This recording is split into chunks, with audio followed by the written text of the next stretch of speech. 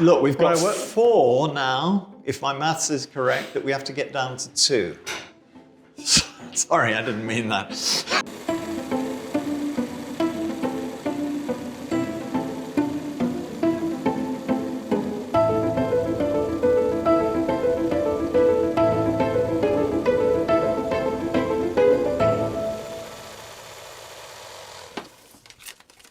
We've got 10 scripts, 10 finalists. Yeah, we've got to get it down to 5, which is going to be a nightmare because I love them all. Are they all 10? Are they all 10 your children?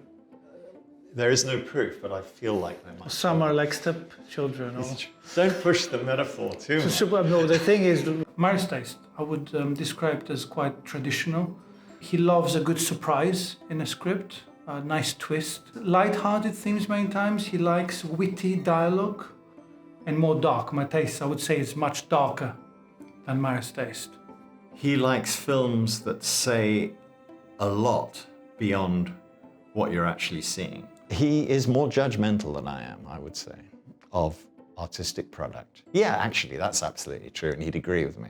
So look, why don't we start by talking about sex on the beach, just because the word beach always excites me. So the word sex doesn't. No, and that's you. Oh, really, Petros? What are you trying to say? I mean, you know as much as I do that it's set in a bar, and it's a very nice repartee between the person behind the bar and the person sitting at the bar, are male and female, and a lot of what they say is potentially fresh names for cocktails, but the subtext is obviously he fancies her and she rejects him all the way. Yeah, I noticed that actually through the cocktails they're talking basically about their lives, basically. Yeah, and it's a way of having a bit of a banter between them. Yeah, and it's sweet and it's a love story. I don't want to give too much away. I think it definitely suits it's very suitable for a short film, the whole story and all that. The problem I had is, I don't know, the conversation, the dialogue feels a little bit, slightly on the cheesy side. It's a little bit contrived. Funnily enough, for me, once you understand it's in a northern voice, now what is a northern voice? It could be anywhere, it could be set in Hull. But there's just something very charming about it. But I understand what you're saying. I do get what you mean, because it's up against some very slick, plausible dialogue.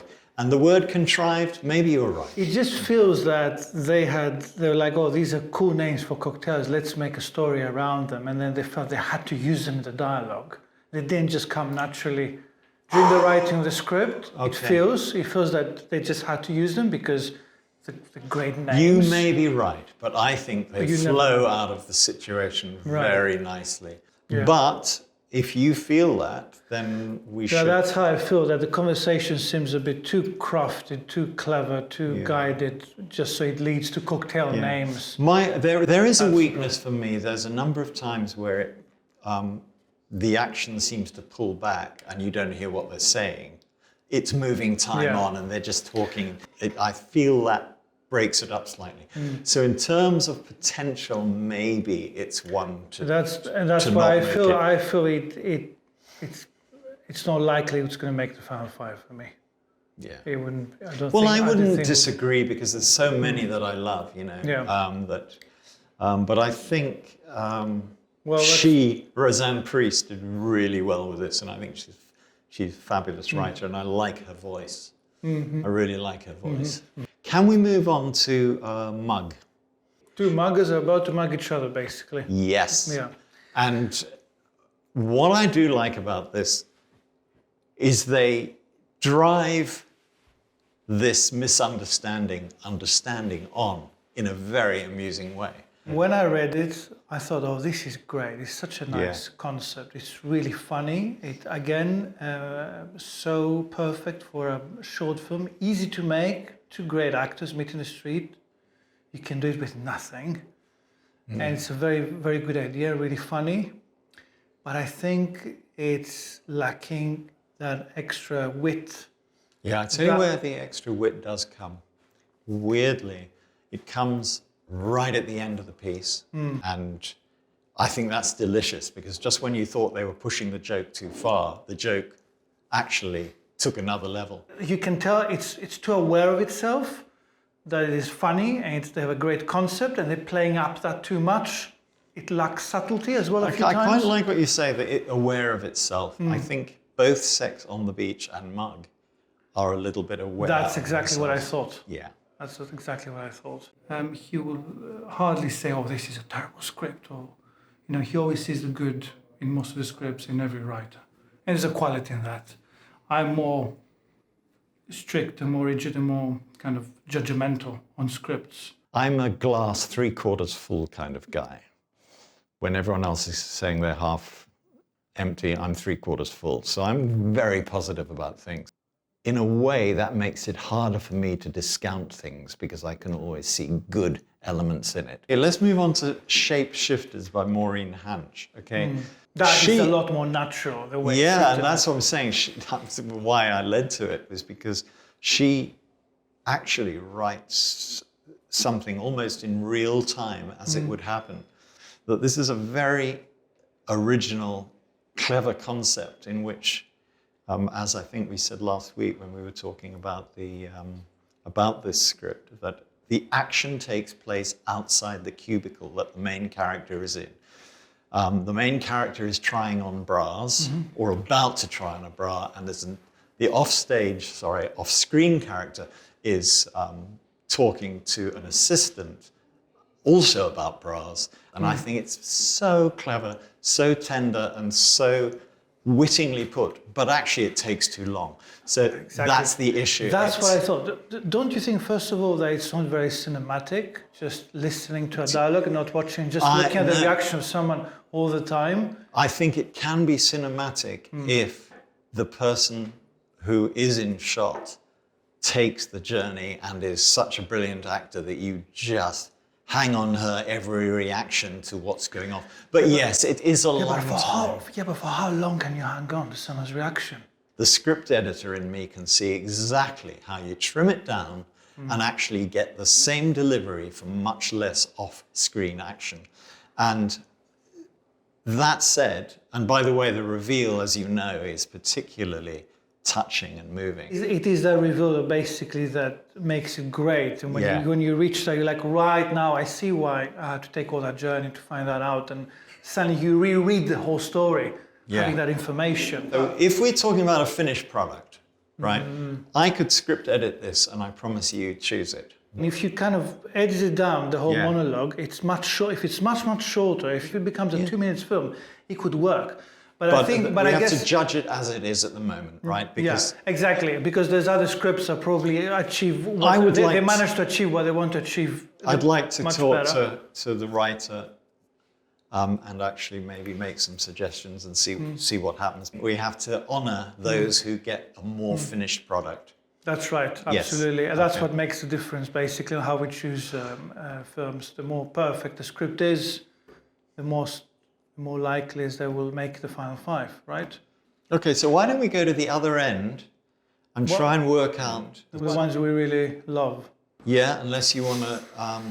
The ones that you and I seem to actually have given very high marks to earlier, or shall we hammer out the ones that are in the middle? No, let's talk about. I think it would be nice, in contrast to our less favorite ones, talk about our real favorite ones. No? And yeah, sure. I'm with that. I'll go with that. A script I liked very much is Free Falling, which is about a guy on a skydive, all told in reverse. Yeah. Right. We don't want to give away too much. But, oh my God, like, what a cinematic piece. I thought when I read it, like a free fall in reverse. And he goes through his life, what he's done right, what he's done wrong. It's about... But very simply. It becomes quite philosophical because it's about these decisions you make. Yeah. That could have a good outcome or kind of a tragic outcome. And it's about fate, it's about irreversibility of time. My only question, and this wouldn't be an issue for me, but I see this as a real technical challenge, right? Well, this is the thing, when we look at the scripts, this is something else we always discuss, is like, how the fuck are we going to make this? How are we going to shoot this, Is it possible, It will be challenging to film it, but I wouldn't say it's impossible. I think it's possible. You just have to get the right director who can do that stuff. And it certainly is a very original piece. Very original piece. And I love, and you know what it does? It's one of these things that no other art can do. It's very cinematic, because in no other art you can go back and reverse, show the time in reverse and tell a story through that. You can only do this in cinema. It's very, very cinematic. It's very visual. Yeah, in the conventional short, it's your 2 acts plus your reveal, arguably. And this is, funny enough, the reveal comes first. It's because of the editing. Only with the editing you can achieve something like that. Yeah. It wouldn't work anywhere else. Only in a film it would work. I mean, it's very strange. It's one of these sort of stories we never advise people to write, because they're expensive and they can never get made. But this is one of the reasons why we should actually always tell people, you know what? Write with your heart. Write what you want to do, because, look what, if you're free to write whatever you want, look what you can write. You can write free falling if you're free creatively, right? And can create something that actually it is possible to make. It is possible to make, I think. It will be challenging, but it's possible to make. So I think I would be very up for this to be on the final 5. What do you think? Yeah, I agree with you. It's one of my favorites. How did you feel about I Don't Mean to Bother You? By Martina Blachik.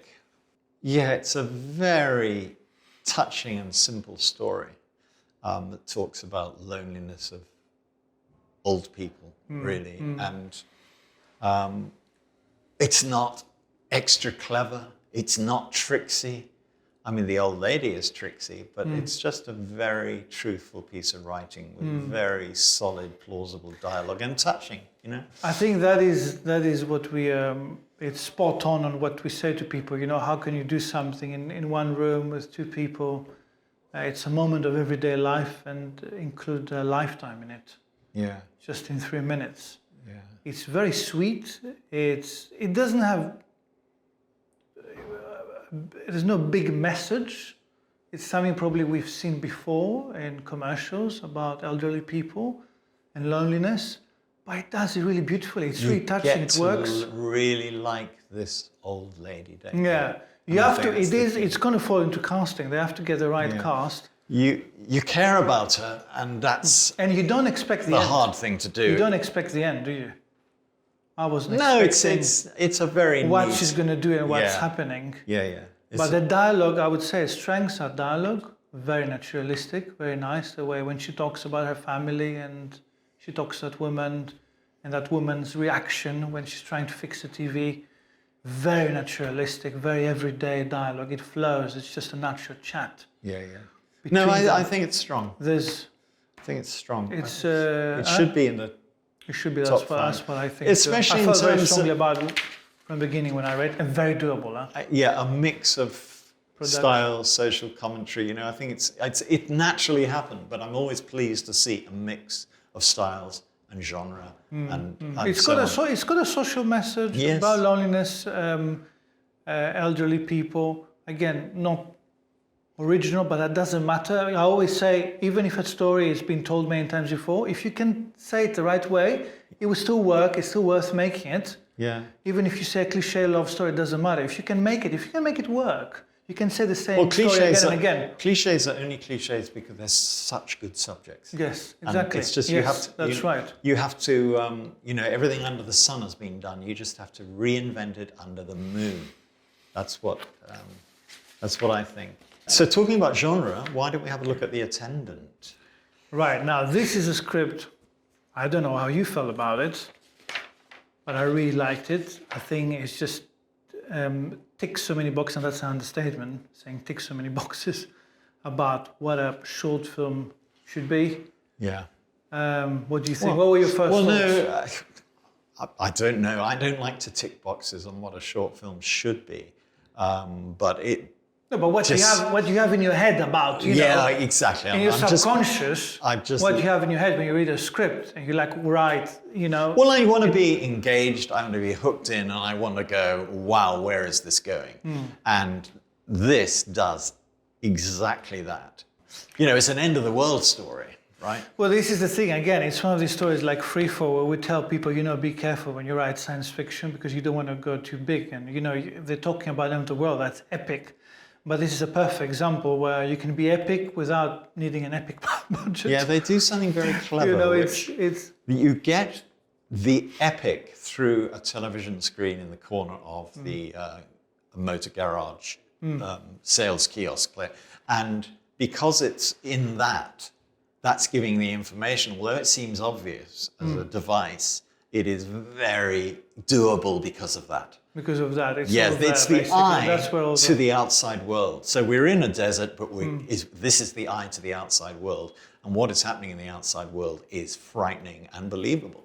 You know, and I don't know how you do that. Can it be news footage? Could it be, you know? Well, exactly. This is the only thing when I read, it's like, okay, how are we going to fix that?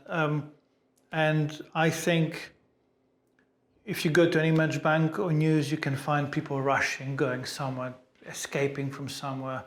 Yeah. Even from a film, you can find a film, and if you take the footage, like zoom into it and flip it and change the color and change the framing, you can use all that to create the chaos, because basically what's happening is that TV showing people running away because the end of the world is happening. And you don't necessarily see that TV in close-up, No, obviously. you It's don't in see the too corner much. You see of too the much. room. I mean, you I know? have to say, in my experience as a director, it's incredibly difficult to do news. When you do news in a film, I don't know, most of the time... Always looks wrong, right? Yeah, they look wrong. They look fake. It looks they don't have contrived. the right voice. Yeah.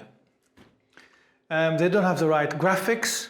But if you can do that well, if you get the right voice and the right script there, because that has to be scripted, what exactly the news person says, you could be fine. And then the rest is, you know, I love how through a very small contained story in a gas station, you speak about the end of the world, right? Yeah. And talk about sacrifice and make a very strong social comment about people who are privileged. Yeah, it does, doesn't it? And people who are not privileged, they have to sacrifice in able to save themselves. Can I just go back on something? That's right. You make some good points, but you know, you say that has to be scripted. The narration of what's going on the television is very blurred. I don't know if it needs to be specific, because the visuals are doing it, and also so are the strips of breaking news strips that go underneath the television screen. I think that's also doing it. You know, but it's a fabulous piece. And it works on so many levels. It's so great to have a science fiction. Yes, because we don't often get science fiction, because That's science fiction doable. is expensive. That's doable and has Yeah. these big messages without having to Exactly. have so much money. It can be done with nothing. So that's by Stavros Pambalis. Yep. Great writer, really good writing. Okay, so we've got a definite-ish 3. Right? The Attendant, hold on. The Attendant, I don't mean to bother you. And Free Free Falling. Falling, yeah. Right, okay. You love those? Yeah. Yes, Yes. definitely. Yeah, well, let's see where the discussion goes, because I don't think anything... You may change your mind. No, it doesn't. So, look, we've got Right, 4 now, if my maths is correct, that we have to get down to 2. Sorry, I didn't mean that. So, yeah, 4 to get down to 2. Right, what are the 4? Remind me, because I've forgotten. It's Picasso. Right. 3 guys walk into an elevator. I want to say something about Picasso. Care home. And the receipt. Do you want to talk about which one would you think you want to talk about? Do you want to talk about... I like them all. Yeah. Would you want to talk about 3 guys, or... what do you think about 3 guys? Well, this is my Tarantino meets the Twilight Zone one. It's a great setting. It's just an elevator. It's not conventional. I think it's just such a neat little story. Because they're in the elevator. Where's this elevator going? I mean, 2 guys seem very grounded. The other guy not so grounded. And he's the one that tells the story that leads to the payoff at the end when he makes it to the 13th floor. Are you saying it's something to do with hell or with... No, I'm saying it could be. You know what? I wasn't sure about what exactly the genre is. Is it a comedy, or is it just Twilight genre? Is it a comedy? It's Tales of the Unexpected Funny. Yeah. I see Harvey Keitel playing the guy that comes into the the elevator, that kind of presence of person, you know, and when he speaks and when he tells his story, you can not look anywhere else but at the storyteller and the reaction of the two guys in the lift. Yep. The reveal is very satisfying. And the reveal is quite chilling, it's quite shocking. Yeah. It could end up funny. I don't know, it could go two ways. Sometimes the problem I have with it is that I guess that there it depends on the director. That's the thing with scripts. You know, the great material, you can make a film, but then it is a director basically who just adds the tone. Yeah, look, with all these scripts, the next stage is what the production does with it, and especially in terms of the director. Yeah, but because you could make any of these and make them badly. Yeah, but hold on a minute. This one, I don't know. It could come across a bit thin. I don't know. Sometimes I think. Mind you, the dialogue is pretty well written. Yeah, and it is good dialogue, and you say it. Look, it's thin if you see it as a contrivance, but I don't see it as a contrivance, especially as a metaphor, because actually, who was that guy? It will come down to how the director will deal with it, how he will treat it. Actually, in every one of these films, that's the next issue. Tell me, all right, I'm not still not that convinced about that one. What did you think about Picasso? Because that is one I like. Because Picasso, right? It's more like my type of film. In a way that, again, very, very simple setting. Nothing's contrived about it. Couple, middle-aged, are they? Middle-aged period, 1950s. On the beach, yeah, but on the beach, so it doesn't cost any money. Can be done. I think they meet Picasso on the beach. Yeah, this is... and this is a way how you can... what I love about it, this is a way in a short film, when you have 3 minutes, how can you become spectacular? You don't have to be a skydiver, do science fiction like the other films do, but you can just do it by just having an amazing character such as Picasso. And that would be so much fun to cast. Yeah, look, it is fun. All the characters are fun, and their conversation is fun, and it's witty. Fun. It's witty. If anything, I feel that it's a plot being served by 3 characters rather than 3 characters serving a plot. Just a little bit, because the couple, although they're superficial because they're greedy, I also feel that they're superficial as characters. Possibly, with all due respect to the writer, when you've only got 3 pages to tell the story, sometimes you underdevelop things. And that is the beauty of the 3-minute script, that actually things are suggested rather than developed. Yeah, but you know, in 3 pages, he tells you a story about greed in such a simple way, not simplistic, simple. Through just a couple meeting Picasso on the beach, who comes, he draws something on the beach, and he goes away. And that's it. Well, and I love the ending. It's so lovely and subtle, and it's just from 2 characters, 3 characters on the beach, you tell a story, a strong message, very poignant comment about greed, basically. Well, 3 guys... That's what I loved about it. Okay. That's not easy to do. Yeah, when you write a short film, you know, with just 2 people on a beach, talk about greed, and I've rarely seen. Yeah, and it's a beautiful setting. Okay, if you can compare. Forget the setting. I don't care about the setting. I'm talking about the message, and it's spectacular because it's got Picasso in it, which is going to be fun to cast. Yeah, but it adds to it. Okay, it's up against 3 guys. The 3 guys walk into a lift, and it's up against 3 people walk into a beach. Okay, so... A lift? What's more money, a lift or a beach? I don't know. Okay, I think 3 guys... Let's talk about... You know, 3 guys is a modern piece. And when I'm not saying that Picasso isn't modern, because it's timeless, right? Picasso is timeless, although it's a 50s period piece. Somehow, 3 guys walk into an elevator is funkier. All right, what about this though? There's no message on the 3 guys walk into an elevator. It's a bit anecdotal. Picasso's got a message. Okay, look, it has got a message. The 3 guys, what's the message on the 3 guys? The message is you don't really know what you're getting. That's nothing. Hold on a minute. You know, I mean, I guess, look, a film doesn't have to have a message. You don't make a film necessarily because No, You but have to themes. say something. But themes are important. The themes are important, but you Yeah. don't make a film because you have to say you've got something wise to say to people out there. Not necessarily. You have right? to touch them. You have to entertain You them. have to entertain them. Yeah. That's, ennoble them. You have do to you inform find it? them. Do you find it more entertaining? Three guys walking to an elevator than Picasso.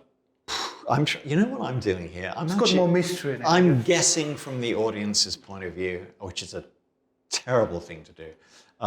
Yeah, what do you think you are? I'm second guessing the audience. You know, I like Picasso. You know, I like Picasso. Let's talk about something else. Maybe that will inspire us. That will sort of give us some clue about how we're going to decide. What else? What other script? Well, we've got the other two we're looking at is Care Home. This Right. isn't the final four. And The Receipt. Why don't you talk about what do you think about The Receipt? What did you think? Because I think you kind of, I remember you raised Look, I think it's thematically very interesting. And I think we've talked about this. There's the obvious story, then there's the subtextual story. And the subtextual story, and I think that's where the added value is in this piece. Is he wearing a hoodie that's a Superman hoodie, or is he wearing a T-shirt? I think it doesn't matter. Yeah, it's a top that's got a Superman logo. And in a way, without giving too much away, he fails to be the hero that he needed to be. That is amazing, actually. That's something that... It's very clever, yeah. That's something that impressed me as well, and also it speaks about abuse, and actually abuse on women, which is something that it's been a topic for the last 3-4 years. And this pretty big thing. It addressed it in a very nice way. Surprising because way. it just shows how we can turn a blind to these things that happen right next to us. Yeah, and even when we get the message from that person, we fail to read the message. Yeah.